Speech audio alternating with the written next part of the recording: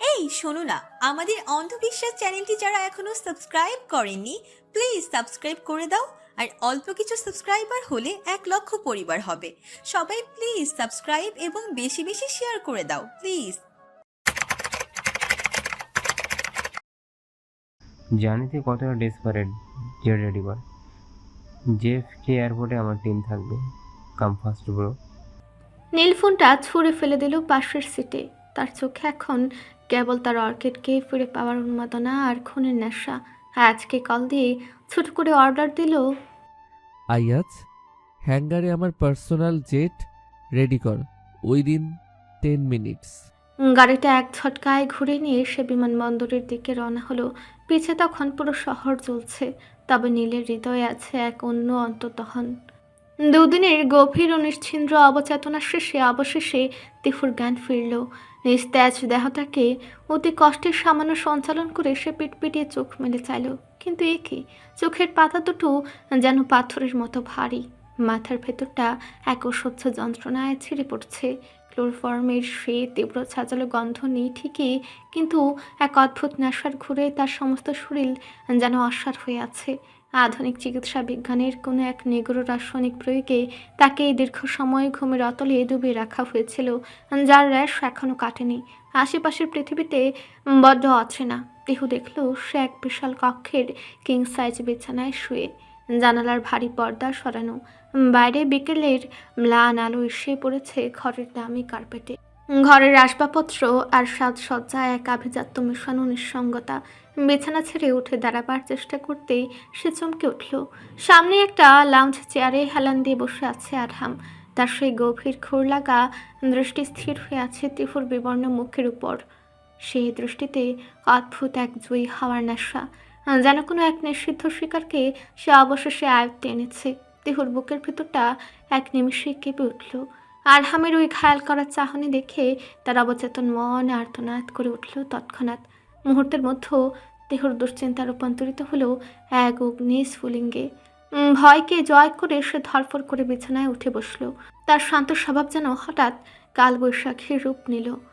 আরহামের দিকে তাকিয়ে সে তীক্ষ্ণ কণ্ঠে চিৎকার করে উঠল, কোথায় আমি? কোন সাহসে তুই আমাকে এখানে নিয়ে এসছিস? তিহুর ডাগর মায়াবী চক্ষুদয়ে আজ মায়ের লেশ মাত্র নেই। সে যেন জ্বলন্ত অঙ্গার। সে ব্যাডসাইড টেবিলের উপর রাখা কাচের ফুলদানিটা হাতে তুলে এক নিমিষে সেটা আছাড় দিয়ে মেঝেতে চুরমার করে দিল। হৃদয়ের অবদমিত ক্ষোভগুলোর বহিঃপ্রকাশ ঘটল মুহূর্তের মাঝে তার বদলে যাওয়ার অবয়বে। কিন্তু তার এমন কাণ্ডে আরহাম হেলদোল দেখালো না, বরং তার ঠোঁটের কোণে ফুটে উঠল এক চিলতে বাঁকা হাসি। সে ধীরস্থিরভাবে লাউঞ্জ চেয়ার ছেড়ে উঠে দাঁড়ালো। তিহুর ঠিক সামনে এসে দাঁড়িয়ে সে পকেটে হাত গুজে খুব শান্ত গলায় বলল, রিল্যাক্স তো, তা জাস্ট রিল্যাক্স। তোমার শরীর এখনো পুরোপুরি রিকভার করেনি। ইউ আর সিক বেবি, নিজেকে এত কষ্ট দিচ্ছ কেন? তিহুর চোখে তখনও আগুনের স্ফুলিঙ্গ। সে পিছিয়ে যেতে চাইলে আরহাম এক পা এগিয়ে সে নিচু স্বরে অনেকটা হিসিয়ে বলে উঠল, এই যে এত চিৎকার করছো তাতে কোনো লাভ নেই sweetheart. This is my territory. আর এখানে তোমার এই সস্তা দামা দেখার জন্য আমি বাদে আর কেউ নেই।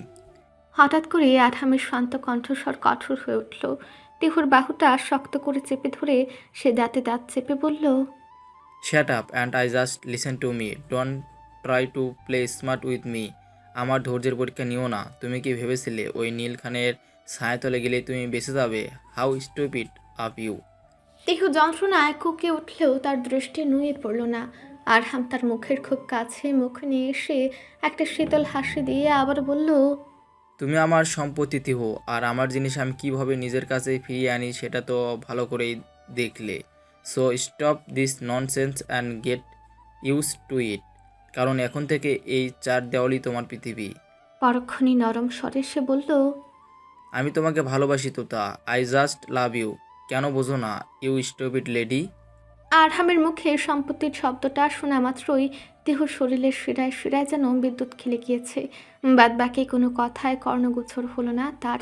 ঘৃণায় তার ফর্সা মুখটা মুহূর্তেই তপ্ত তামাটে বর্ণ ধারণ করেছে। আরহাম তার বাহুটা যে পাশবিক শক্তিতে চেপে ধরেছিল, তিহু সর্বশক্তি দিয়ে ঝটকা মেরে সেই হাতটা সরে দিল। সে এক পা এগিয়ে গিয়ে আরহামের চোখের মনি বরাবর তর্জনী উঠিয়ে হিস হিস করে বলে উঠল, সম্পত্তি? তোর সম্পত্তি আমি? কোন আয়নায় মুখ দেখে এই কথা বলছিস আরহাম? তোর মতো একটা নীচ, জঘন্য আর মেরুদণ্ডহীন জানোয়ারের ছায়াও মারাতে আমার ঘেন্না হয়। আরহাম কিছু বলতে যাচ্ছিল, কিন্তু তিহু তাকে থামিয়ে দিয়ে ঝড়ের ব্যাগে গর্জে উঠল। Shut your filthy mouth, you disgusting creep. How dare you lay a finger on me? তুই ভেবেছিস ক্লোরোফর্ম দিয়ে অজ্ঞান করে তুলে আনলেই আমাকে জয় করে ফেলবি? It's not love, it's a mental sickness. তুই একটা আস্ত সাইকোপ্যাথ। তিহুর এই রুদ্র মূর্তি দেখে আরহাম এক মুহূর্তের জন্য থমকে গেল। সে ভাবতে পারেনি এই নিস্তেজ মেয়েটা এত দ্রুত এমন বিধ্বংসী হয়ে উঠবে। তিহু তখনও থামেনি, তার কণ্ঠস্বর তখন ঘরের দেয়াল চির ধরে দিচ্ছে। তুই কি ভেবেছিস এখানে আমাকে বন্দি রাখবি? এতে তুই জিতে যাবি? তাহলে জেনে রাখ, you are a loser Arham, a pathetic spineless loser. Neel খানের নখেরও যোগ্য নস তুই, আর তুই আমাকে এখানে অবধি রাখবি? Just see the news media. এতক্ষণে বাংলাদেশে তাণ্ডব লীলা শুরু করেছে আমার নীল, আর কিছুক্ষণের মধ্যে হয়তো এখানেও পৌঁছাবে সে তাণ্ডবের লেলিহান শিখা, যা থেকে তোর নিস্তার নেই। তোর গন্তব্য হবে কোনো নিস্তব্ধ নির্জন উপত্যকার অন্ধকার গর্তে। অল্প বয়সে পৃথিবী থেকে বিদায় নিয়ে গড়ে শায়িত হবি তুই। রাগে তিহুর পুরো শরীর কাঁপছে। সে আবারও বিছানার পাশের ছোট ল্যাম্পশেডটা তুলে আরহামের পায়ের কাছে সজোরে আছাড় মারল। কাচের টুকরোগুলো আরহামের জুতো স্পর্শ করলো। তিহু দাঁতে দাঁত চেপে শেষবারের মতো সাবধান করে দিয়ে বলল, তোর ওই টেরিটরি আজ আছে কাল নেই, কিন্তু তোর কপালে যে দুর্ভোগ আমার নীল লিখে দেবে সেটা মুছবার সাধ্য তোর কোনো দিন হবে না। তুই ওকে চিনিস না Arham. You have just invited your own destruction. নিউ ইয়র্কের JFK এয়ারপোর্টে টার্মিনাল থেকে যখন নীল বেরিয়ে এলো, তখন তার অবয়ব কোনো সুস্থ মানুষের মতো নয়। গত কয়েক ঘন্টার নির্ঘুম জার্নি আর হৃদয়ের ভেতর জ্বলতে থাকা আগুনের লেলিহান শিখা তাকে এক জীবন্ত আগ্নেয়গিরিতে পরিণত করেছে। তার রুক্ষ চুল, লাল হয়ে থাকা চোখ আর চোয়ালের শক্ত পেশিগুলো বলে দিচ্ছিল সে এখন কোনো সাধারণ মানুষ নয়, বরং এক ধ্বংসাত্মক ঝড়ের নাম। নাহিয়ান আগে থেকেই গাড়ি নিয়ে দাঁড়িয়েছিল। নীলকে দেখা মাত্রই সে এগিয়ে এলো, কিন্তু নীলের চেহারা দেখে তার বুকের ভেতরটা ছ্যাদ করে উঠল। যে নীলকে সে চিনে, এই নীল তার থেকে দুজন দূরে। নাহিয়ান কিছু বলার সুযোগ পাওয়ার আগেই নীল ওর কলারটা এক ঝটকায় ধরে দেয়ালের সাথে চেপে ধরল। ওর শান্ত কিন্তু বিষাক্ত গলার স্বর চারিদিকে প্রতিধ্বনিত হলো। What the fuck are you doing Nahiyan? কি ফাকিং ডিউটি করছিস তুই এখানে? আমার গোটা দুনিয়া আর তুই এখনো আমাকে বলছিস we are trying for what? আমার পেশেন্সের পরীক্ষা নিচ্ছিস? নাহিয়া নীলকে শান্ত করার চেষ্টা করে দুই হাতে তার বাহু চেপে ধরল। সে বেশ বুঝতে পারছে নীল এখন হিতাহিত জ্ঞান শূন্য। নীল শান্ত হ, আমি সব ফোর্স লাগিয়েছি, সম্ভাব্য সব কটা সাইড আউটে রেড চলছে। নীল ওর কথা শেষ করতে দিল না। ওর চোখের মনি দুটো রাগে আর যন্ত্রণায় টকটকে লাল হয়ে উঠেছে। ও নাহিয়ানকে ধাক্কা দিয়ে সরে দিয়ে চিৎকার করে উঠল, I don't give a dam about his cleverness. তুই কি জানিস না তিহু আমার জন্য কি? ও আমার নিঃশ্বাস রে স্টুপিড। আর তুই আমাকে বলছিস লোকেশন ট্রেস করতে পারিসনি? How pathetic. You had one job Nahiyan, just one fucking job ওর লোকেশন ট্রেস করা, আর তুই সেখানেও ফেল করলি। নীল একটা লাথি মারল পাশের গাড়িটায়। ওর ভেতরের অস্থিরতা আর হাহাকারটা এবার ওর গলার স্বরে ঝরে পড়ল। ও এবার কিছুটা নিচু কিন্তু তীক্ষ্ণ স্বরে বলে, আমার কলিজাটা ছিঁড়ে যাচ্ছে, ভেতরটা জ্বলে যাচ্ছে, আর তোরা বারবার আমাকেই বলছিস শান্ত হতে। Shut up, just shut the fuck up. যদি আগামী 1 ঘন্টার মধ্যে আমাকে কোনো লিড দিতে না পারিস, তবে I will take matters into my own hands. তারপর এই শহরে কি তাণ্ডব হবে সেটা তুই কল্পনাও করতে পারবি না। I will burn this whole city down if I have to. Neel ফোনটা বের করে স্ক্রিনে তিহুর ছবিটার দিকে এক পলক তাকালো। ওর রুক্ষ চেহারাটা মুহূর্তের জন্য নরম হলো, কিন্তু পরক্ষণে সেটা আবারও পাথরের মতো শক্ত হয়ে গেল। ও নাহিয়ানের দিকে আঙ্গুল উঁচিয়ে হিসে বলল, গেট মি এ লোকেশন নাও। আমি এখানে ট্যুরিস্ট হয়ে আসিনি, কুত্তাটাকে জিন্দা কবর দিতে এসেছি। আমি ওকে এমনভাবে শেষ করব যে ওর মৃত্যুর কথা স্মরণ করলেও মানুষের কলিজা থেকে পানি শুকিয়ে যাবে। মুভ। নিউ ইয়র্কের আকাশটা হঠাৎ করেই ভারী হয়ে উঠল। সাধারণ নাগরিকদের কাছে যা এক আকস্মিক নিরাপত্তা মহড়া বলে মনে হচ্ছে, বাস্তবে তা ছিল এক আদিম হিংস্র প্রতিশোধের প্রস্তুতি। নীলের নির্দেশে ওয়াশিংটন থেকে শুরু করে নিউ ইয়র্ক সিটি হলের ক্ষমতা আর অন্দরে কাঁপুনি ধরে গেছে।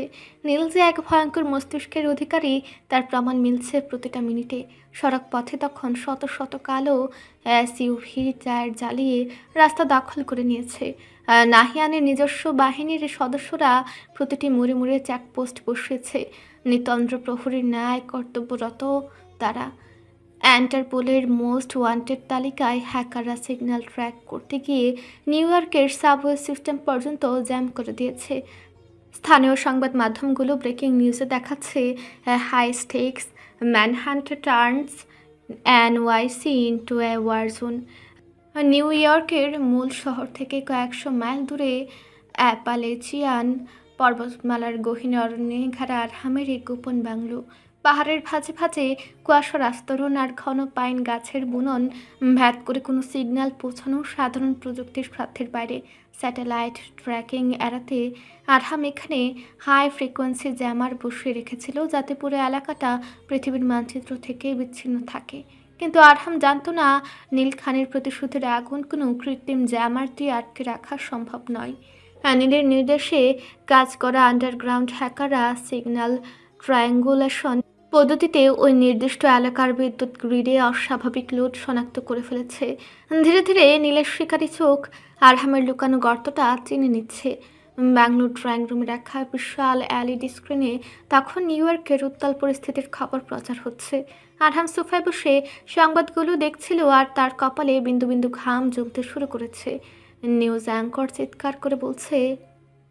পর্দার স্ক্রিনে শত শত কালো এসইউভি আর আকাশের চক্কর দেওয়া ব্ল্যাক হক হেলিকপ্টার দেখে আরহামের হাতের গ্লাসটা কেঁপে উঠল। তার টেরিটরি বা নিজের এলাকা বলে যে দম্ভ ছিল, তা এখন তাসের ঘরের মতো ভেঙে পড়ার উপক্রম। পেছন থেকে একটা শুকনো বিদ্রুপাত্মক হাসির শব্দ ভেসে এলো। আরহাম ঘাড় ঘুরে দেখল দরজায় হেলান দিয়ে দাঁড়িয়ে আছে তিহু।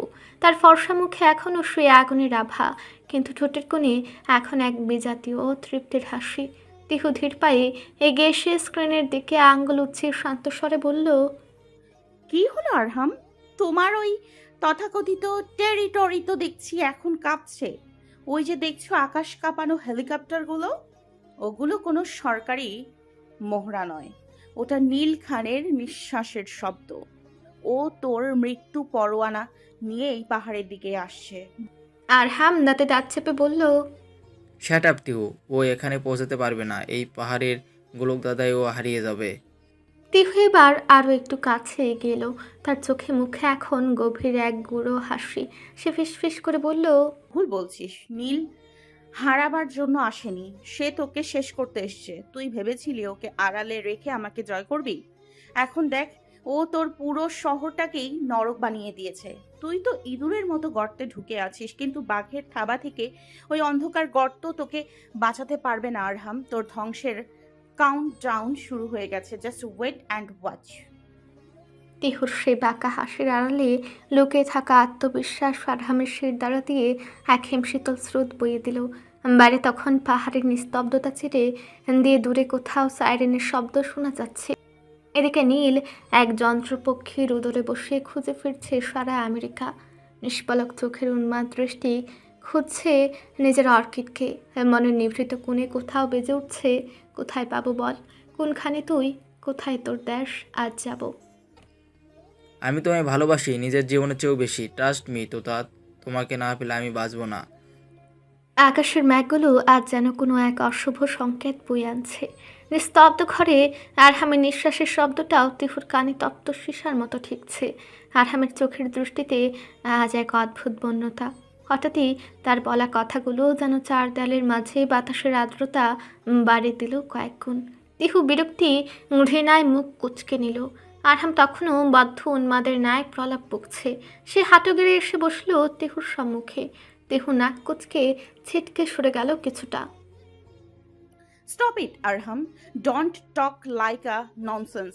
তুমি মানসিকভাবে বিকারগ্রস্ত, ডক্টর দেখাও অ্যাসাইলমে যাও। আরহাম তীব্র উন্মাদনা নিয়ে ধেয়ে এলো তিহুর দিকে। তার চোখ দুটো রক্তবর্ণ, যেন হিতাহিত জ্ঞান শূন্য কোনো শিকারী। তিহু পিছু হটতে হটতে ঘরের দেয়ালের সাথে মিশে গেল। আরহাম তার দুই কাঁধ শক্ত করে চেপে ধরে চেঁচিয়ে উঠল। ইয়েস আই নো, আমি উম্মাদ, আমি বেকারগ্রস্ত, আমি অসুস্থ। তোমার প্রেম নামক অসুখে সে 18 বছর বয়সে আক্রান্ত হয়েছি, যা তিলে তিলে নিঃশেষ করেছে আমায়। আর তুমি হিনা এ রোগ নিরাময় হওয়ার নয়। তিহু চিৎকার করে বলল, স্টপ স্টপ আরহাম, তুমি খুব ভালো করেই জানো আমি ম্যারিড। নীল খানের ওয়াইফ আমি, আর আমি আমার হাজব্যান্ডকে জীবনের থেকেও বেশি ভালোবাসি। I love Neel Arham, try to understand, I love Neel. তিহুর চিৎকার করে বলা কথাগুলোর প্রতিধ্বনিত হলো সমগ্র কক্ষ জুড়ে। আরহাম এবার আর নিজেকে সামলাতে পারল না। তিহুর কাঁধে রাখা নিজের বন্ধন আরও জোরালো করল সে। বলল, স্টপ প্লিজ, স্টপ তোটা। I can't. আমি সহ্য করতে পারছি না। তোমার মন প্রাণ আত্মা সব আমার। I just know you are mine, only mine. Tihu এক মুহূর্তের জন্য মেনে নিল না আরহামের এমন উন্মাদনা। অন্য রমণীদের কাছে হয়তো আরহামের এমন কথাগুলো আর্তনাদ হিসেবে কর্ণগোচর হয়, কিন্তু তিহুর কাছে সেগুলো বিষাক্ত কাঁটার ন্যায় কর্ণগত হচ্ছে। আরহাম এবার তার মুখটা তিহুর একদম কাছে নিয়ে এলো। তার তপ্ত নিঃশ্বাস তিহুর গালেই বিচ্ছে। সে ফের বলল, আজকের পর থেকে নীল খানের নাম তোমার নামের পাশ থেকে মুছে যাবে চিরতরে। সেখানে আমার বিচরণ হবে, শুধুই আমার। আর কিছুক্ষণ বাদে তুমি হবে আমার অর্ধাঙ্গিনী। অর্ধাঙ্গিনী শব্দটা কর্ণগোচর হতেই ঘেন্নার রাগে তিহুর শরীর রেডে করে উঠল। নিজেকে বাঁচানোর তাগিদে অগোচরে সে তন্ন তন্ন করে প্রচেষ্টা চালালো কিছু একটা খোঁজার। পাশে কোনো ধাতুর তৈরি শক্ত কিছু অনুভূত হতেই দ্রুত হাতে তুলে নিল সেটা। পরক্ষণে সর্বশক্তি দিয়ে শোপিসটা তুলে আরহামের মাথায় আঘাত করলো সে। ঝনঝন শব্দে শোপিসটা মেঝেতে পড়ল। তপ্ত রুধির ধার শ্রাবণের প্রবল বর্ষণের ন্যায় গড়িয়ে পড়ছে আরহামের ললাট পেয়ে। রক্ত লাল হয়ে চপচপ করছে তার স্যাঁত শুভ্র শার্টখানা। তবু আরহাম দমল না। পৈশাচিকা এক বাঁকা হাসি উষ্ঠা ধরে প্রসারিত করে বলল, সবাই তো ভালোবাসে বাসে, আমি না হয় তোমার ঘৃণায় বাসি, তবুও তোমাকে আমার হতেই হবে। তিহু এবার ক্ষিপ্ত বাঘিনীর ন্যায় গর্জে উঠল। কুত্তার বাচ্চা, ভালো কথা কানে যাচ্ছে না? হ্যাঁ, তিহুর কথায় তাজ্জব বনে গেল আরহাম। পরক্ষণে পূর্ণ দমে ফের ঘনিষ্ঠ হতে গেল তিহুর। নির্লজ্জের ন্যায় হিসিয়ে বলল, you will be mine sweetheart, আজ তুমি আমার হবে ডিয়ার, রাইট নাও, আজই বিয়ে হবে আমাদের। সে তিহুর হাত ধরে টান মারল। তিহু দিক বিদিক হারে সপাটে চর বসালো আরহামের তীক্ষ্ণ চোয়ালে। আরহাম চোয়ালে হাত রেখে এক পৈশাচিক হাসি হাসল। কপাল বেয়ে গড়িয়ে পড়া রক্ত তার সাদা শার্টে এক বিভৎস মানচিত্র তৈরি করেছে। হঠাৎই সে ঝাপটে ধরল তিহুকে। তিহু নিজেকে ছাড়ানোর জন্য হাত পা ছুড়ছে। নাক দিয়ে আরহামের হাত খামচে ধরছে, কিন্তু আরহামের গায়ের ঐশ্বরিক শক্তির কাছে সে পেরে উঠছে না। আরহাম তাকে পাজা কোলা করে তুলে নিতে চাইল। তিহু চিৎকার করে উঠল, ছাড় আমাকে কুত্তা, তোর সাহস কত? নীল তোকে জ্যান্ত পুঁতে ফেলবে। নীল আসবে না তো, তা ওর আসার পথ আমি বন্ধ করে দিয়েছি। আজ এই ঘরেই আমাদের নিকা হবে। কাজে নিজে অপেক্ষা করছে, তাই কথা না বাড়িয়ে চলো তো তা। আরহাম তাকে টেনে হিচড়ে ঘরের মাঝখানে থাকা একটা চেয়ারের দিকে নিয়ে যাওয়ার চেষ্টা করলো। তিহু মেঝের কার্পেট আঁকড়ে ধরার চেষ্টা করছে। তার গলার রগগুলো অপমানে আর রাগে ফুলে উঠেছে। আরহাম যখন তাকে জোর করে স্থির করার চেষ্টা করছে, ঠিক তখনই বাইরে থেকে ভেসে এলো কয়েকটা আত্মচিৎকার আর ভারী বুটের শব্দ। আরহাম ঝুঁকুচকে দরজার দিকে তাকালো। তার চোখে মুহূর্তের জন্য আশঙ্কার কালো ছায়া। পরক্ষণেই বিকট শব্দে দরজাটা যেন ফ্রেম থেকে উপড়ে এলো।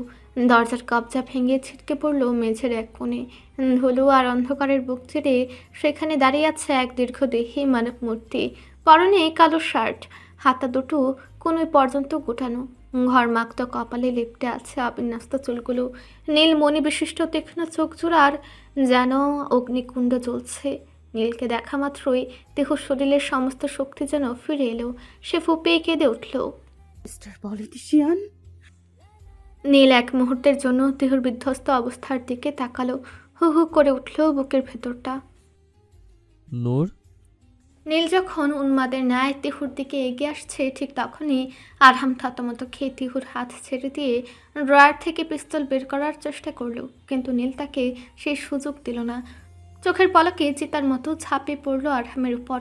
একটা শক্তিশালী পাঞ্চ আরহামের নাকে এসে বিঁধল। নীলের প্রতিটি নিঃশ্বাস তখন আগ্নেয়গিরির লাভা। আরহাম মেঝেতে পড়ে থাকা অবস্থাতেই ড্রয়ারের দিকে হাত বাড়াতে চাইল, কিন্তু নীল তার বুট পরা পা দিয়ে আরহামের কবজিতে এমন জোরে চাপ দিল যে মর্মর শব্দে হাড় গড়িয়ে যাওয়ার শব্দ পাওয়া গেল। নীল আরহামের কলার চেপে ধরে ওকে দেয়ালের সাথে আছড়ে ফেলল। একটা সপাটে খুশি বসিয়ে দিল আরহামের পাঁজরে।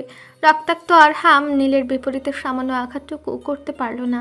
নীল তখন হিতাহিত জ্ঞান শূন্য। তার শান্ত চোখের সে নীলমণি এখন টকটকে লাল। সে আরহামকে টেনে তুলে নিয়ে আবারও আছড়ে ফেলল একটা কাছের টেবিলের উপর। কাজগুলো ভেঙে আরহামের পিঠে বিঁধে যেতেই নীল ওর উপর চেপে বসলো। একটার পর একটা পাশবিক ঘুষি আরহামের মুখে আছড়ে পড়ছে। নীলের ডান হাতের গিটগুলো ততক্ষণে আরহামের রক্তে ভিজে গেছে। নীল চিৎকার করে বলতে লাগলো, কুত্তার বাচ্চা, আমার নূরের গায়ে হাত তোলার সাহস কোত্থেকে পাস তুই? যে হাত দিয়ে ওকে ছুঁয়েছিস সেই হাত আমি আজ শরীর থেকে আলাদা করে দেব। নীল আরহামের ভাঙা হাতটা ধরে উল্টো দিকে মুচড়ে দিল। আরহামের যন্ত্রণা কাতর গঙ্গানি তখন পশুর আর্তনাদের মতো শোনাচ্ছে। নীল থামল না। পাশে পড়ে থাকা সেই ভাঙা শোপিসের তীক্ষ্ণ একটা টুকরো তুলে নিয়ে সে আরহামের উড়োতে গেঁথে দিল। আরহামের গলার শির দ্বারা ফুলে উঠল ব্যথায়, কিন্তু গুঙানোর শক্তিটুকু যেন সে হারিয়ে ফেলেছে। নীল থামল না। পুনরায় ক্ষুব্ধ সিংহের ন্যায় গর্জন করে বলল, শুয়োরের বাচ্চা, হারামি, এই চোখ দিয়ে তুই আমার নূরের দিকে লোলুপ দৃষ্টি দিয়েছিস, তাই না? বলেই পাশ থেকে ভাঙা কাচের টুকরো নিয়ে আরহামের চোখে গেঁথে দিল নীল। আরহামের বিভৎস গুঙ্গানিতে ভারত পরিবেশের সৃষ্টি হলো চারদিকে। নীল তখনও থামেনি। সে আরহামের গলা টিপে ধরেছে। আরহামের চোখ দুটো কোটর থেকে বেরিয়ে আসার উপক্রম। মুখ দিয়ে ফেনা আর রক্ত বের হচ্ছে। ঠিক সেই মুহূর্তেই নাহিয়ান তার বাহিনী ঘরে ঢুকলো। নীলের এই বিভৎস রূপ দেখে নাহিয়ানও শিউরে উঠল। নাহিয়ান দৌড়ে সে নীলকে পেছন থেকে জাপটে ধরে বলল, নীল ছাড়, ও মরে যাবে। আইনকে নিজের হাতে তুলে নিস না নীল। নীল তখনও উন্মত্ত। সে নাহিয়ানের বাঁধন ছিঁড়ে আবার আরহামের রক্তাক্ত দেহের দিকে এগোতে চাইল। তার চিৎকার তখন বাঘের গর্জনের মতো। ছেড়ে দে আমাকে নাহিয়ান, আজ এই জানোয়ারটার শেষ দেখে ছাড়বো আমি। ওর কলিজা আমি ছিঁড়ে ফেলবো। নাহিয়ান আর অন্য দুজন পুলিশ অফিসার মিলে নীলকে টেনে দূরে সরিয়ে নিল। আরহামের দেহটা তখন নিথর মাংসপিণ্ডের মতো মেঝেতে পড়ে আছে। নিঃশ্বাস চলছে কি না বোঝাও তাই। তিহু তখনও কোণে দাঁড়িয়ে কাঁপছিল। নীলকে শান্ত হতে দেখে সে দৌড়ে এসে নীলের বুকে আছড়ে পড়ল। নীলের রক্তাক্ত হাত দুটো তখনও কাঁপছে রাগে, কিন্তু তিহুর স্পর্শ পেতে তার সেই আসরিক তেজ মুহূর্তেই গলে গেল। সে নিজের রক্তাক্ত হাতে তিহুকে জড়িয়ে ধরল, যেন এই স্পর্শটুকুর জন্য সে এতক্ষণ মৃত্যুর সাথে লড়াই করে এসেছে। নীল তিহুকে নিজের সঙ্গে আষ্ঠে পৃষ্ঠে জড়িয়ে শীতল কণ্ঠে বলল, নূর। বহুদিন পর পরিচিত সুরে গলা ভেঙে আসলো তিহুর। ডুকরে কেঁদে উঠল সে। নেতা সাহেব। মুহূর্তে রণক্ষেত্রের ন্যায় কক্ষটায় নেমে এসেছে এক গহীন নিস্তব্ধতা। বাইরের শোরগোল যেন বহু দূরের কোনো স্বপ্ন লোকের শব্দ বলে মনে হতে লাগলো। নাহিয়ান আর তার বাদ বাকি সিআইডি অফিসাররা অর্ধমৃত আরহামকে এক প্রকার টেনে হিচড়ে নিয়ে গিয়েছে কিছুক্ষণ আগে। তবে যাওয়ার আগেও আরহাম উন্মাদের ন্যায় একটা কথাই আওড়াচ্ছিল বারংবার, তোমাকে না পেয়ে এক অসমাপ্ত জীবনের সমাপ্তি ঘটালাম তো তা, তবুও বলবো ভালোবাসি, শুধু তোমাকেই ভালোবাসি। তবে তিহু একবারের জন্য ফিরেও তাকানি তার দিকে, বরং দৃষ্টি ফিরিয়েছে বড্ড বিতৃষ্ণায়। নীল আরও একবার সজোরে লাথি বসিয়েছে আরহামের রক্তাক্ত বক্ষদেশে। এখন সমগ্র কক্ষ জুড়ে এক জরুরি দম্পতি। নীলের বুকের ভেতরটা তখনও কামারের হাঁপুড়ের মতো উঠানামা করছে। তার শুভ্র বসন আজ প্রিয়তমার অবমাননাকারীর রক্তে রঞ্জিত। কিন্তু যেই না তিহু তার বুকে আষ্টে পৃষ্ঠে মিশে গেল, নীলের সমস্ত ক্রোধ যেন নিমিষে শ্রাবণের মেঘ হয়ে চোখের কোণে জমা হলো। নীল তিহুর ললাটে নিজের প্রকম্পিত উষ্ঠাধর ছুয়ালো। এক দীর্ঘশ্বাস ফেলে রুদ্ধ স্বরে ডাকলো, নূর। তিহু উত্তর দিল না, শুধু নীলের শার্টের হাতা দুটো খামচে ধরে তার বুকের গহীন অন্ধকারে নিজের মুখ লুকালো। তার কান্না থামছে না। এই কান্না কত দিনের জমানো অভিমানের, কত রাতের বিনিদ্র প্রতীক্ষার। নীল তার একটি হাত তিহুর চিবুকের নিচে রেখে মুখটা ঈষৎ তুলে ধরল। তিহুর অশ্রু সজল আখি পল্লব তখনও কাঁপছে। নীল নিজের আঙুল দিয়ে অশ্রুধারা মুছে দিতে দিতে অতি মৃদু কণ্ঠে বলল, প্লিজ স্টপ, প্লিজ অর্কিড। চোখ মুখের কি অবস্থা করেছো এ? আমার জন্য কি একটু মায়া হয় না? তোমার চোখের এই প্রতিটা ফোঁটা জল আমার কলিজায় ফুটন্ত সীসার মতো বিচ্ছে নূর। কথা দিচ্ছি, আজ থেকে তোমার হাহাকারগুলো আমার হোক, আর আমার আয়ুর প্রতিটি নিঃশ্বাস হোক তোমার প্রশান্তির। তিহু শক্ত করে তাকে জাপটে ধরে বলল, আমি তো কলঙ্কিত হয়ে গেলাম নেতাজে। আমার তাকে কথা শেষ করতে দিল না নীল। তার নরম কোমল প্রকম্পিত ওষ্ঠা ধরে নিজের তর্জনী ঠেকে বলল, উস, শোনো নূর, লোকে বলে চাঁদেও নাকি কলঙ্ক থাকে, কিন্তু আজ এই মুহূর্ত থেকে পৃথিবীর কোনো কলঙ্কই তোমাকে ছুঁতে পারবে না। কারণ আজ থেকে তোমার সবটুকু অপমানের দায়ভার আমি আমার নিজের কাঁধে তুলে নিলাম। তোমার শরীরের প্রতিটি দাগ, মনের প্রতিটি ক্ষত আজ থেকে আমার। লোকে যদি কোনোদিন তোমাকে নিয়ে একটাও বাঁকা আঙুল তোলে, তবে জেনে রেখো সে আঙুলটা আগে নীল খানের বুক বিদীর্ণ করে তবেই তোমার কাছে পৌঁছাবে। নীলের কথাগুলো শুনে তিহুর কান্নার ব্যাগ যেন দ্বিগুণ বেড়ে গেল। তবে এবারের কান্নাটা যন্ত্রণার নয়, বরং এক পরম আশ্রয়ের প্রশান্তির। সে নীলের রক্ত মাখা শার্টের কলারটা খামচে ধরে নিজের মুখটা আরও গভীরভাবে তার বুকের পাঁজরে গুজে দিল। যে কলঙ্কের ভয়ে সে এতক্ষণ কুঁকড়ে ছিল, নীলের এক নিমিষের স্বীকারোক্তি যেন সেই সব ভয়কে তুড়ি মেরে উড়িয়ে দিল। তিহু হেঁচকি তুলে ধরা গলায় অস্ফুট স্বরে বলল, কেন এত ভালোবাসেন আমায়? নীল তিহুর কপালে লেপটে থাকা ঘাম আর অবিন্যস্ত চুলের ভাঁজে নিজের ঠোঁট ছুঁয়ে তিহুর ভেজা চোখ দুটোর দিকে তাকিয়ে গভীর কণ্ঠে বলল, কারণ আমার পলিটিক্সে ভরা ধূলি মলিন এই শহরে তুমি ছিলে একমাত্র পবিত্র পাণ্ডুলিপি, যেখানে আমি প্রথমবার নিজের অজান্তেই লিখে ফেলেছিলাম এক অবিন্যস্ত প্রেমের নীলকাব্য। নিউ ইয়র্ক সিটির আকাশ ছোঁয়া অট্টালিকাগুলোর ভিড়ে ম্যানহাটনের এই প্যান্ট হাউসটা যেন এক রাজপ্রাসাদ। জানালার বাইরে তাকালে দেখা যায় দিগন্ত বিস্তৃত হাডসন নদী আর স্ট্যাচু অফ লিবার্টির আবছা। শহরের ব্যস্ততা নিচে পড়ে থাকলেও এখানে কেবল এক গভীর নিস্তব্ধতা। তিহু নীলের বর্তমান অবস্থানের রুমটা বিশাল। ঘরের একদিকের পুরো দেয়ালটায় স্বচ্ছ কাচের। সেখান থেকেই রাতের নিউ ইয়র্ককে জলজলে হীরের কার্পেটের মতো দেখাচ্ছে। রুমের মাঝখানে রাজকীয় এক কিং সাইজ বেড, যার চারপাশ ঘিরে রয়েছে দুধ সাদা সিল্কের পর্দা। ঘরের এক কোণে একটা ছোট লাইব্রেরি আর অন্য কোণে রয়েছে আধুনিক ফায়ারপ্লেস। যদিও এই আবহাওয়াতে তার প্রয়োজন নেই, রুমের বাতাসে স্যান্ডেলউড আর ল্যাভেন্ডারের এক মিশ্র সুবাস। তিহু জানালার সামনে দাঁড়িয়ে নিজের আলোকোজ্জ্বল শহরটার দিকে তাকিয়েছিল। পরনে নীলের সেই কালো ওভারসাইজড হুডি, যেটার হাতাগুলো তার হাতের কবজি ছাপিয়ে ঝুলে আছে। হঠাৎ পেছন থেকে একজোড়া বলিষ্ঠ হাত তিহুর কোমর জড়িয়ে ধরল। নীল তার থুতনিটা তিহুর কাঁধে রেখে গভীর এক প্রশান্তির নিঃশ্বাস ছাড়ল। কাছের দেয়ালে ওদের দুজনের প্রতিচ্ছবি ভেসে উঠেছে। একদিকে দীর্ঘদেহী গম্ভীর এক পুরুষ, আর তার বুকে মিশে থাকা ছোট্ট এক মানবী। নীলের আফটার শেভের সেই মোহময় ঘ্রাণ আর তপ্ত নিঃশ্বাসে তিহুর সারা শরীরে যেন এক মৃদু শিহরণ বয়ে গেল। তিহু একটু নড়ে চড়ে উঠে কাঠটায় সৎ সংকুচিত করে আদরে গলায় বলল, উফ মিস্টার পলিটিশিয়ান। নীল ফিসফিস করে বলল, কি দেখছেন ম্যাডাম? তিহু একটু ঘাড় ঘুরিয়ে নীলের চোখের দিকে তাকালো। ওর চোখের মণিজোড়ায় স্থির দৃষ্টি রাখলো। এক দুষ্টমি করে বলল, শহরটা কি সুন্দর, তাই না? নীল প্রগাঢ় কণ্ঠে বলল। আমার শহর থেকে বেশি নয়। তিহু ভ্রুদয় সামান্য কুচকে বলল। মানে? নীল আর কোনো কথা না বলে সরাসরি তিহুকে কোলে তুলে নিল।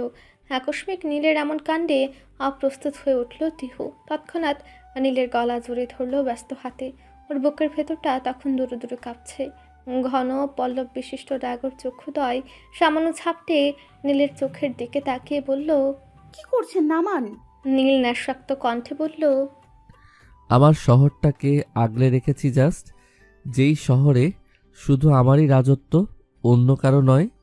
নীলের অকপটে বলা উক্তিটায় তিহুর ফর্সা চোয়াল মুহূর্তে রক্তিমাভ বর্ণ ধারণ করল। লাজুক হেসে তিহু মুখ লুকালো নীলের প্রশস্ত বক্ষদেশে। নীল মৃদু হেসে তাকে নিয়ে এগিয়ে চলল কিচেন এরিয়ার দিকে। কোলে করেই নীল ওকে নিয়ে এলো ডাইনিং স্পেসে। সেখানে আগে থেকেই নীল নিজের হাতে সব আয়োজন করে রেখেছে। মোমবাতির মৃদু আলোয় টেবিলটা ঝলমল করছে। টেবিল জুড়ে বাহারি খাবারের পসরা সাজিয়েছে নীল। পাস্তা, নুডলস, বিরিয়ানি, বুরহানি সহ তিহুর পছন্দের সব খাবারগুলো। তিহু মন্ত্রমুগ্ধের ন্যায় চেয়ে আছে সেগুলোর দিকে। পরপর তাকালো নীলের দিকে। নীল চেয়ার টেনে তিহুর পাশে বসে তড়িঘড়ি কণ্ঠে বলল। সরি অর্কিড, অ্যাকচুয়ালি টাইমের শর্টনেসের কারণে মাত্র। মোমবাতির নিয়ন আলোয় নীলের সুদর্শন মুখশ্রী বড্ড দীপ্তিমান। তীক্ষ্ণ চোয়াল, সূক্ষ্ম জলাইন আর বরাবরের ন্যায় সে নীল চোখের এক নাশাক্ত দৃষ্টি, যা এক নিমেষেই প্রলয়ঙ্কারী ঝড়ের সৃষ্টি করে চঞ্চল হৃদয়ে। তিহু প্রশ্নাত্মক দৃষ্টি মেলে বলল। এত কিছু? কোথায় এত কিছু? তা নয় তো কি? নীল মৃদু হেসে পাশ থেকে খাবার তুলে বাটিতে রাখলো। ধীরে ধীরে খাইয়ে দিল তিহুকে। তিহুর দৃষ্টি টলমল, হৃদয়ে অদ্ভুত উচ্চাটন, ক্ষীণ কায়ায় অজানা শিহরণ। হৃদয়ের গভীরে বারংবার প্রতিধ্বনিত হলো শুধু একটাই কথা, ভালোবাসলে তার নেতা সাহেবের মতোই বাসা উচিত। হাক ম্যানশনের পরিবেশটা বিগত কয়েকদিন যাবৎ ভারাক্রান্ত। কয়েকদিন ধরে যেথায় কেবল কান্নার রোল শোনা যাচ্ছিল, আজ সেখানে এক অদ্ভুত প্রশান্তি বিরাজ করছে। তিহুকে খুঁজে পাওয়ার খবরটা যেন এক পশলা বৃষ্টির মতো সবার দগ্ধ মনের শীতলতা এনে দিয়েছে। দুশ্চিন্তার সে কালো ম্যাঘগুলো সরে গিয়ে তিহুর পরিবারের প্রত্যেকটা সদস্যের মুখে এখন এক প্রশান্তির হাসি। বাড়ির বড়রা সবাই যেন নতুন করে প্রাণ ফিরে পেয়েছেন। পুরো বাড়িতে এখন সাজ সাজ রব। আহ্লাদে বনহরিণীটাকে ফিরে পাওয়ার এই খুশিতে সবার মনের অবস্থা এখন শরতের আকাশের মতো নির্মল। বাংলাদেশ সময় সকাল 11:30। হক ম্যানশন জুড়ে নিস্তব্ধতা। খাওয়া দাওয়া শেষে সকলে নিজ নিজ কক্ষে বিশ্রামে তৎপর। মুন্নি, রাফিন, মাহা, নাহা, তাজহির, তাওহিদ, সাজ্জাদ, রাফা, নীরা, রিশাদ, সারা, তানহা সহ নবকুড়িগুলো সব পিহুর কক্ষে গল্পে মগ্ন।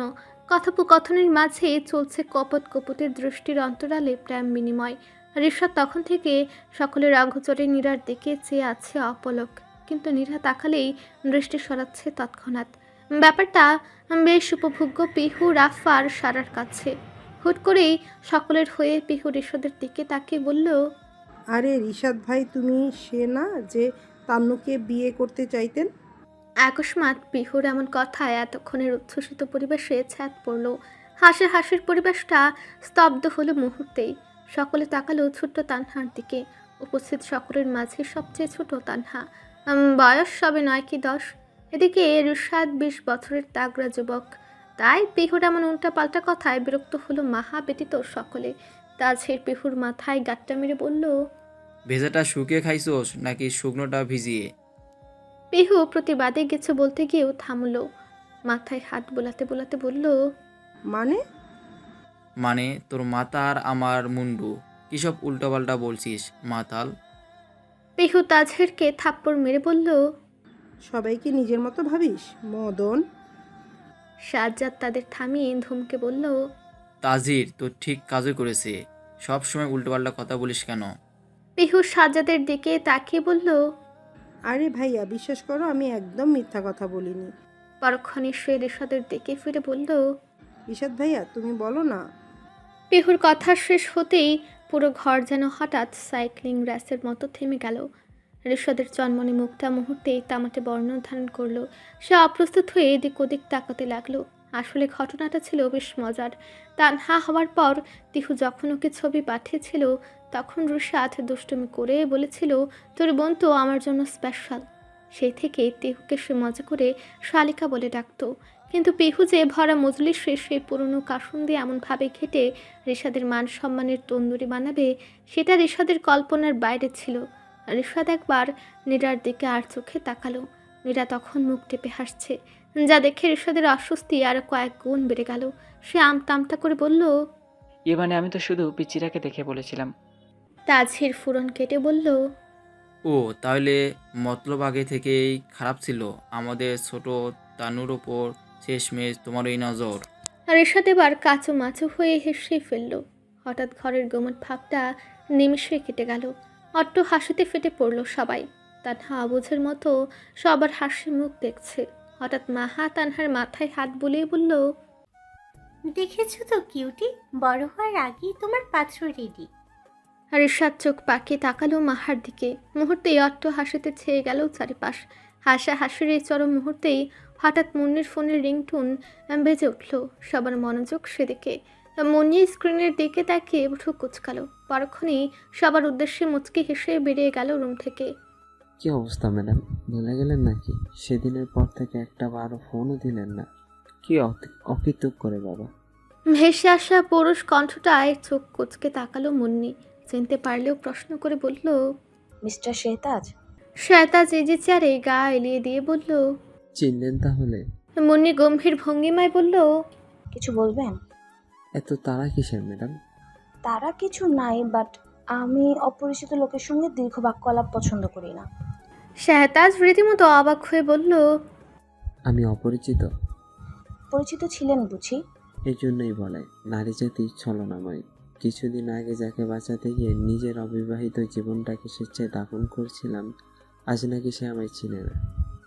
এই জীবন রেখে কি লাভ? মুন্নি সামান্য হেসে উঠল শেহতাজের এমন কথায়।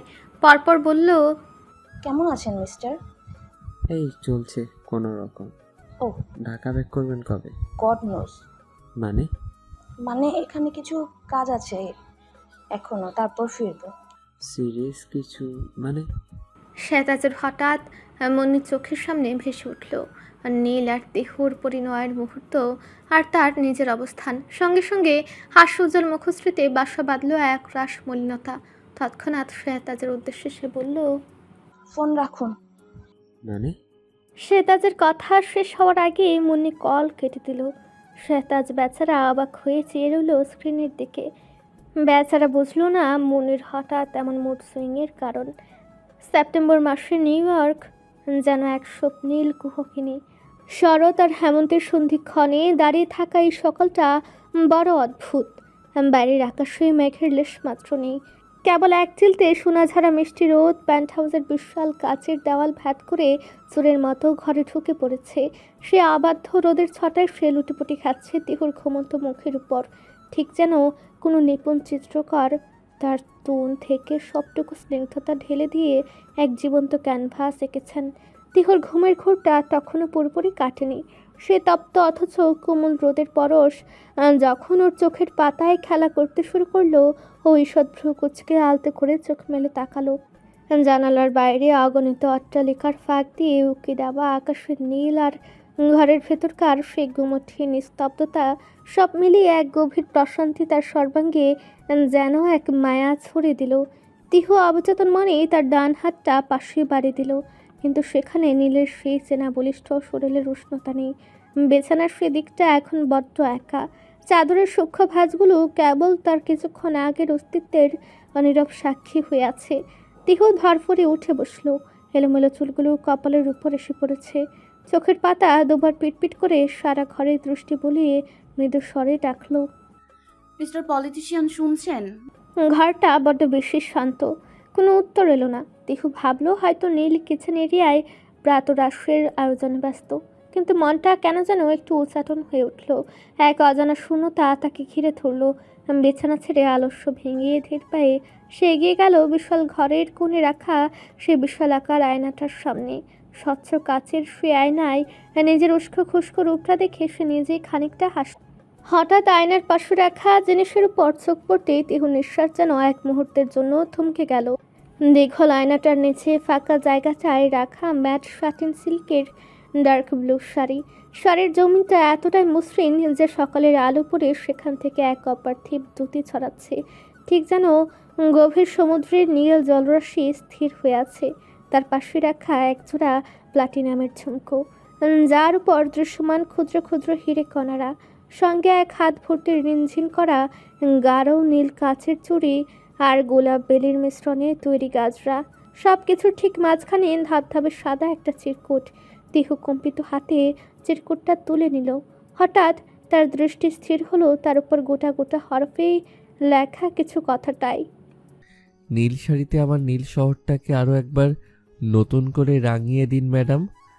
আজ এই উজ্জ্বল সকালে চুলগুলো বেঁধে রাখবেন না। মেঘবরণ কেশগুলো আজ না হয় অবাধ্যই থাক, আমি আপনার জন্য অপেক্ষা করছি। দেহ আনমনে মুচকি হাসলো নীলের কথাগুলোই। অতঃপর তৈরি হতে পা বাড়ালো আশ্রমের উদ্দেশ্যে।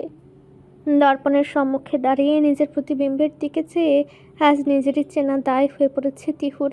নীলের দেওয়া সে গভীর নীল শাড়িটা অঙ্গে জড়িয়েছে মনে হচ্ছে। তন্নি দেহের ভাঁজে ভাঁজে যেন নীল সমুদ্রের চঞ্চল ঢেউ আছড়ে পড়ছে। মেঘবরণ ক্যাশরাজ আজ আর কোনো বাঁধন মানেনি। অবাধ্য হয়ে পিঠের উপর বিছে আছে এক রাস অন্ধকার হয়ে। প্রশস্ত ললাটে নীল টিপ আর দুহাত ভর্তি রিনঝিন করা কাচের চুড়িগুলো যখন এক সুরে বেজে উঠছে, তিহুর বুকের ভেতরটায় বসন্তের মাতাল বাতাসের মতো চঞ্চল হচ্ছে ক্ষণে ক্ষণে। শ্রাবণের ঝুমকো জোড়ায় সামান্য আন্দোলনে হীরের দ্যুতি বিচ্ছুরিত হচ্ছে, যেন কোনো স্বর্গীয় অপ্সরা ভুলবশত নেমে এসেছে ধরণীর বুকে। সাজ শেষ করে তিহু যখন প্যান্ট হাউসের বিশাল ব্যালকনিতে এসে দাঁড়ালো, তখনও মনের কোণে বিদ্যমান একটাই প্রশ্ন, কোথায় যেতে হবে তাকে? নীল কি তবে নিচে অপেক্ষা করছে? সহসা এক প্রচণ্ড শব্দের গর্জনে ভাবতন্দ্রা ছুটল তার নীলিমার বক্ষে, বিদীর্ণ করে যেন শান্ত হাওড়া ঝড় রূপে এগিয়ে আসছে। তিহু ওপরের দিকে চেয়ে দেখলো একটা সুদৃশ্য হেলিকপ্টার ধীরে ধীরে অবতরণ করছে প্যান্ট হাউসের হেলিপ্যাডে।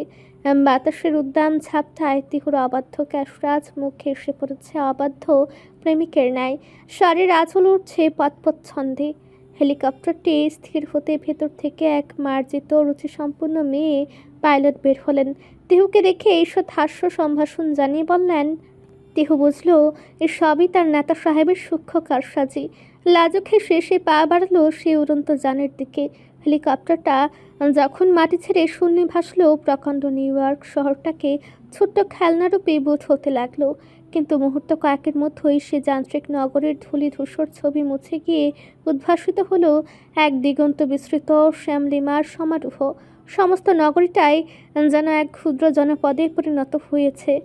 তিহুর বিস্মিত আখিজোড়া প্রকৃতির সে অপরূপ সজ্জার দিকে চেয়ে রইল নিষ্পলক। খানিক বাদে যখন হেলিকপ্টারটি মন্থর গতিতে নিচে নামতে শুরু করলো, তিহুর দুই চক্ষু বিস্ময়ে স্থানও হয়ে গেল। এটা কোনো সাধারণ উদ্যান নয়, এ যেন পৃথিবীর বুকে এক টুকরো স্বর্গ।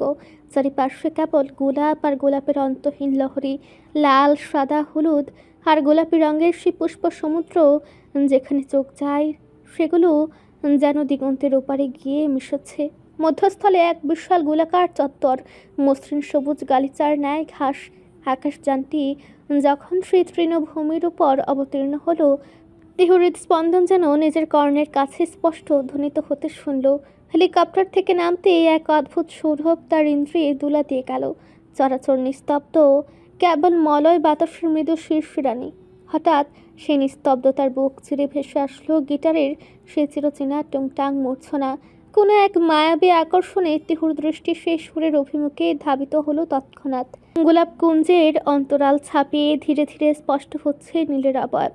তপ্ত রোদে এক চিলতে প্রশান্তির ন্যায় তার অঙ্গ আজ শোভিত পাচ্ছে একটি রয়্যাল ব্লু রঙের প্রিমিয়াম সিল্কের পাঞ্জাবিতে।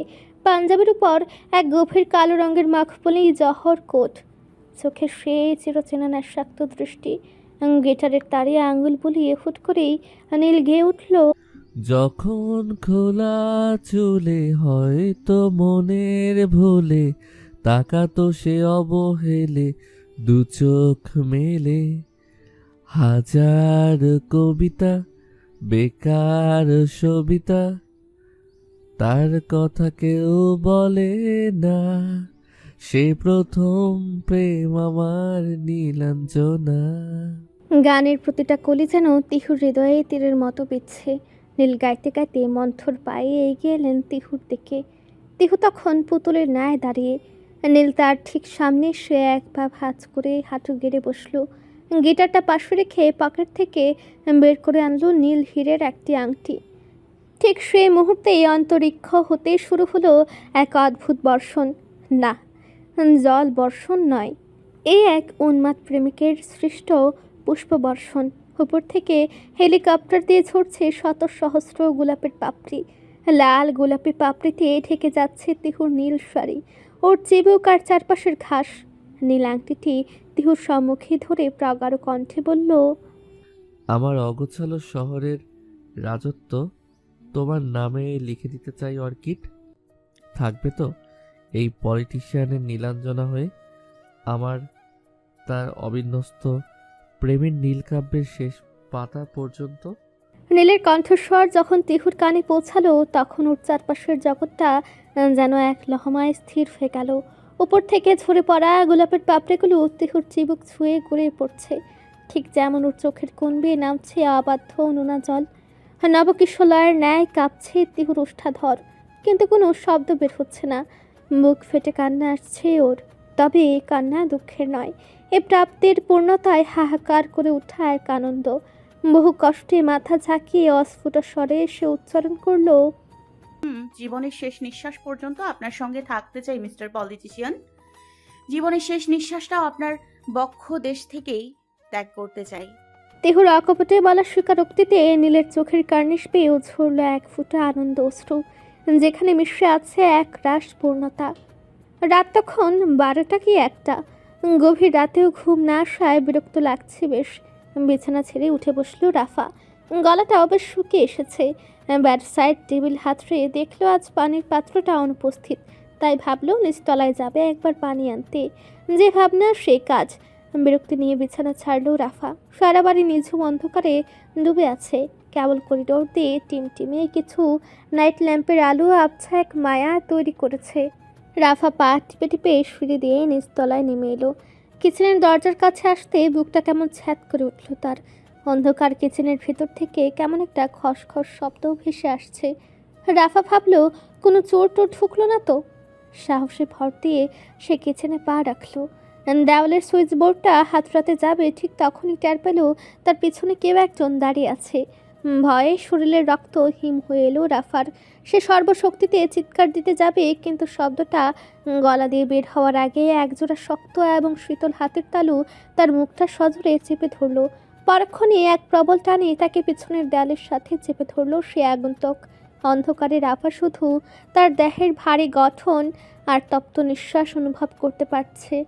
অন্ধকারে রাফা শুধু তার দেহের ভারী গঠন আর তপ্ত নিঃশ্বাস অনুভব করতে পারছে। আতঙ্কে রাফার চোখ দুটো বন্ধ হয়ে এলো। হৃৎপিণ্ডটা যেন ছিঁড়ে বেরিয়ে আসবে। অন্ধকারে খুব পরিচিত একটা কণ্ঠস্বর কানে বাজতেই রাফা চমকে চোখ মেলল। পরক্ষণে পাশে থাকা অন্য হাতটি দিয়ে আগন্তুক কিচেনের আলোটা জ্বালিয়ে দিল। তীব্র আলোয় চোখ ধাঁধিয়ে গেল রাফার। দৃষ্টি সইতে সে দেখলো সামনে আর কেউ নয়, একগাল দুষ্টু হাসি নিয়ে দাঁড়িয়ে আছে নিহিত। রাফার আগে খুবই নিহিতের হাতটা নিজের মুখ থেকে সরিয়ে দিয়ে হাঁপাতে হাঁপাতে বলল, তুমি? তোমার কাণ্ডজ্ঞান বলতে কি কিছু নেই? আমি তো হার্ট অ্যাটাক করতাম। নিহিত একটু না দমে বরং আলগোছে রাফার মুখের সামনে ঝুঁকে এলো। তার চোখে মুখে তখন রাজ্যের কৌতুক। সে ফিসফিস করে বলল, বাঘিনীর গর্জনের গল্প শুনেছি, কিন্তু তোর এই ইঁদুরের মতো ভয় পাওয়াটা না দেখলে বিশ্বাস করতাম না মিস রাফা। রাফা চোখ রাঙিয়ে বলল, এই মাঝরাতে অন্ধকার রান্নাঘরে তুমি ভূত সেজে কি করছিলে শুনি? নিহিত একটা আপেল হাতে নিয়ে কামড় বসিয়ে ক্যাজুয়ালি বলল, খিদে পেয়েছিল, কিন্তু তোর এই রণচণ্ডী রূপ দেখে তো আমার পেটের ইঁদুরগুলো এখন গর্তে ঢুকে পড়েছে। তা তুই কেন এসেছিলি আমাকে খুঁজতে? রাফার মুখটা রাগে লাল হয়ে গেল।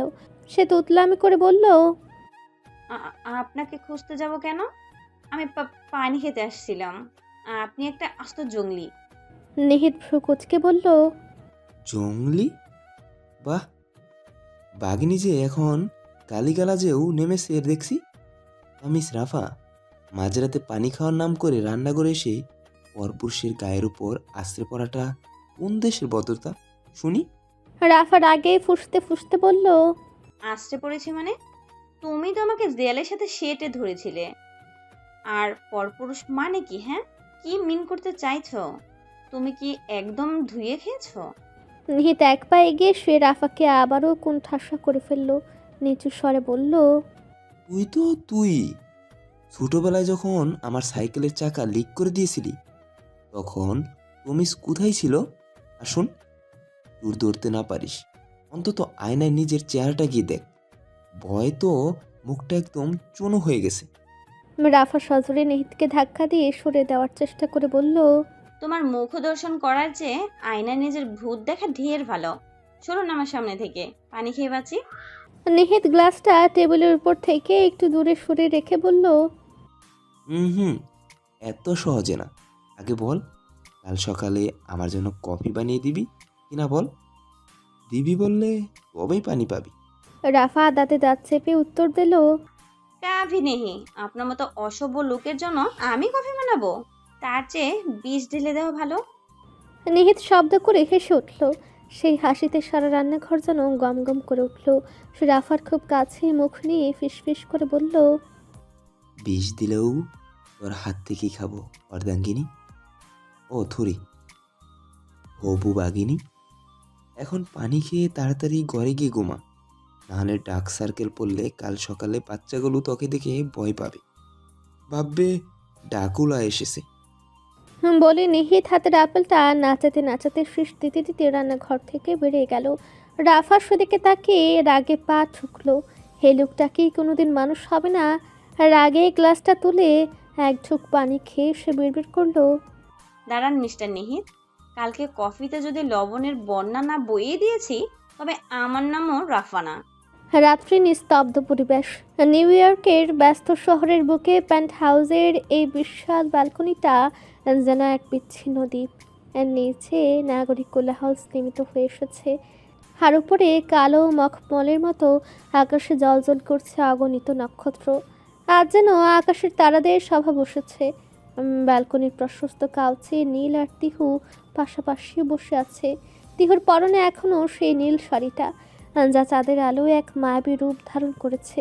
তিহু এতক্ষণ এক মনে আকাশের উজ্জ্বল নক্ষত্র রাজের সৌন্দর্য উপভোগ করছিল। হঠাৎ নীল তিহুর ডান হাতটা নিজের হাতের মুঠোয় নিল। তিহুর নরম আঙুলগুলো একে একে উঁচিয়ে এসে আকাশের দিকে ইশারা করলো। নীল খুব মনোযোগ দিয়ে তিহুর আঙুল ধরে ধরে আকাশের এক প্রান্ত থেকে অন্য প্রান্তের তারা গুনছে। সে ফিসফিস করে বলছে, 1 2 3, ওই যে দেখো অর্কিড। তিহু কোনো উত্তর দিল না। সে মন্ত্রমুগ্ধের মতো তারাদের দেখছিল ঠিকই, কিন্তু নীলের ছোঁয়ায় তার পুরো অস্তিত্বে তখন এক অন্যরকম বিদ্যুৎ খেলে যাচ্ছে। সে আলতো করে মাথা ঘুরে নীলের দিকে তাকালো।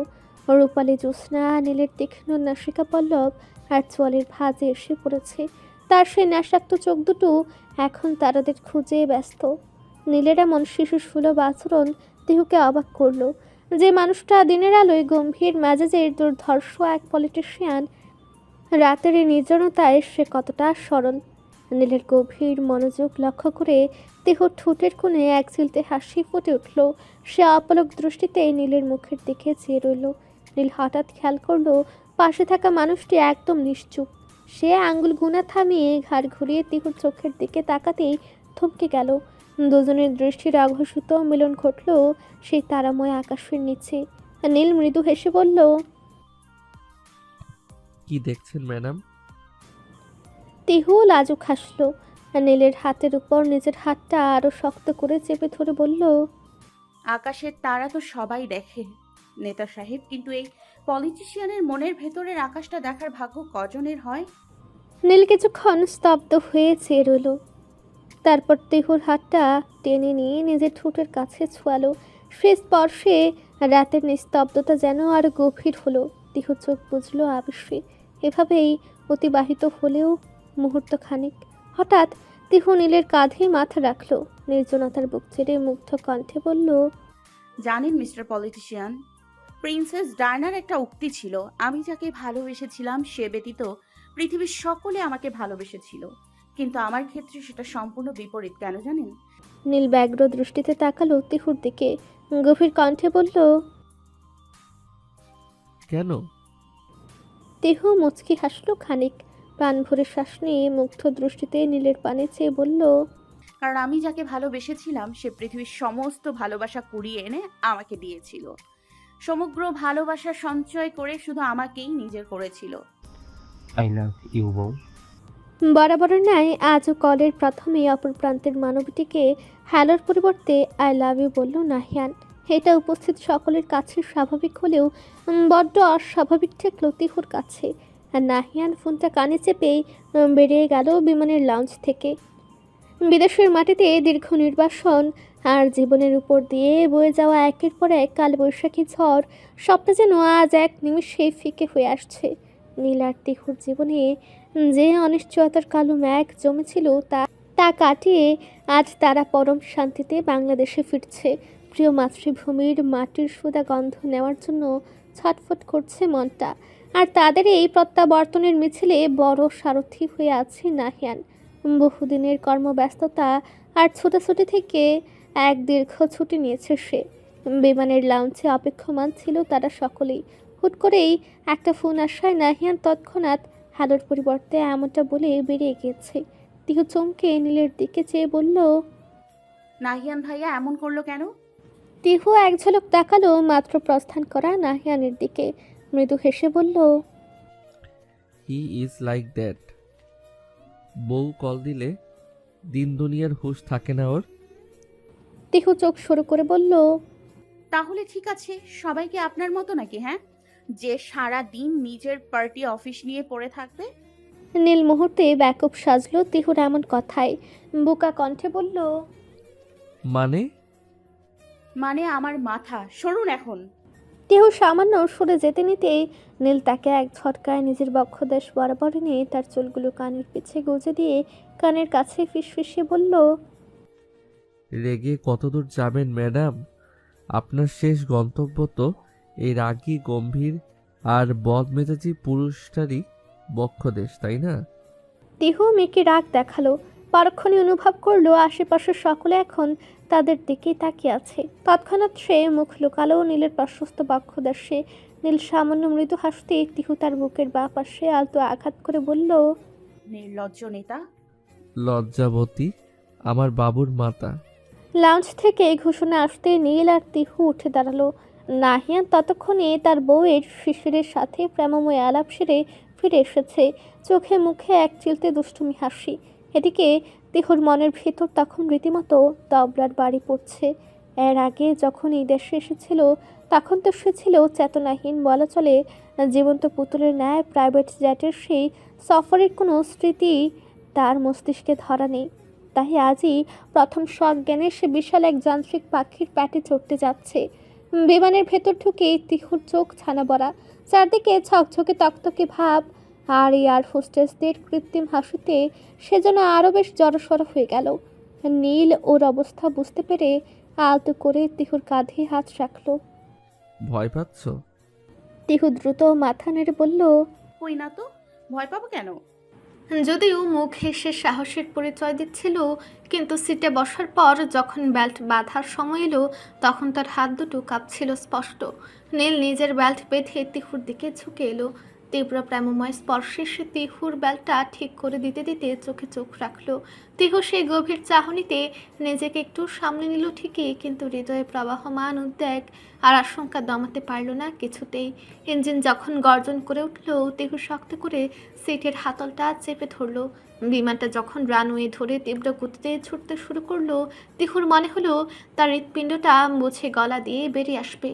ঠিক যেই মুহূর্তে চাকা মাটি ছাড়লো আর শরীরটা অভিকর্ষের বিপরীতে সিটের সাথে লেপটে গেল, তিহু আর সহ্য করতে পারল না। সব লোক দেখানো সাহসিকতা ঝেড়ে ফেলে পাশে থাকা নীলের শক্ত হাতটা খপ করে চেপে ধরল সে। নিজের নখগুলো নীলের হাতের উপর বসে দিয়ে চোখ দুটো শক্ত করে বন্ধ করে ফেলল। নীল ব্যথার বদলে এক অদ্ভুত তৃপ্তি পেল। সে তিহুর আঙুলের ভাঁজে নিজের আঙুলে গলিয়ে দিয়ে হাতের উপর একটা ভরসার চাপ দিল। তিহুর কানের কাছে মুখ নিয়ে শান্ত স্বরে বলল। তাকাও নূর, দেখো পৃথিবীটা কত সুন্দর লাগছে। তিহু মিটিমিটি চোখে তাকাতেই দেখলো জানালার ওপাশে মেঘের দল লুকোচুরি খেলছে। আর নীল আকাশ আর তুলার মতো মেঘের গালিচা দেখে সে তার ভয় মুহূর্তে ভুলে গেল। নীলের হাতের মুঠোয় নিজের হাতটা রেখে তিহু ভাবলো এই আকাশ ছোঁয়া উচ্চতা আর জীবনের গভীর খাদ যেখানেই সে থাকুক না কেন, এই হাতটা পাশে থাকলে বোধ হয় মহাকাশ জয় করা কঠিন কিছু নয়। নীল ফিসফিসিয়ে বলল, কি এখনো ভয় পাচ্ছেন ম্যাডাম? তিহু তার দিকে ফিরে নিশ্চিন্ত হেসে বলল, আপনি পাশে থাকলে আর আপনার হাতটা এভাবে আমাকে আঁকড়ে রাখলে শুধু আকাশটা কেন, গোটা জীবনটা আমি নির্ভয়ে পাড়ি দিতে পারবো মিস্টার পলিটিশিয়ান। শত বাধা বিপত্তি পেরিয়ে তিহু আজ নিজের বাড়ির আঙ্গিনায় পা রেখেছে। পরিচিত সুবাসে তিহুর চোখ ভিজে এলো কানায় কানায়। বাড়ির গেটের সামনে পৌঁছাতেই দেখা গেল এক অভূতপূর্ব দৃশ্য। তার প্রত্যাবর্তনের খবরটা আগেই পৌঁছে গিয়েছিল, তাই পুরো পরিবার যেন গেটের মুখে চাতক পাখির মতো চেয়ে আছে। গাড়ি থামতেই তিহু দরজা খুলে একরকম দৌড়ে বেরিয়ে এলো। সামনেই দাঁড়িয়ে ছিলেন ওর মা। তিহুকে দেখা মাত্রই তিনি হাহাকার করে জড়িয়ে ধরলেন নিজের বুকের পাঁজরে। সে চিরচেনা মামা গন্ধ, সে আঁচলের তিহু যেন এতদিনে প্রাণ ফিরে পেল। মায়ের কান্নায় ভিজে একাকার তিহুর কাঁধ। পেছনে দাঁড়িয়ে থাকা বাবার চোখের কোণেও তখন নোনা জল চিকচিক করছে। তিনি এগিয়ে এসে মেয়েকে বক্ষে আগলালেন। নিয়মিত ভালোবাসার গল্প শুনতে এবং পড়তে আমাদের অন্ধবিশ্বাস চ্যানেলটি সাবস্ক্রাইব করে পাশে থাকা বেল আইকনটি ক্লিক করুন। ধন্যবাদ সবাইকে।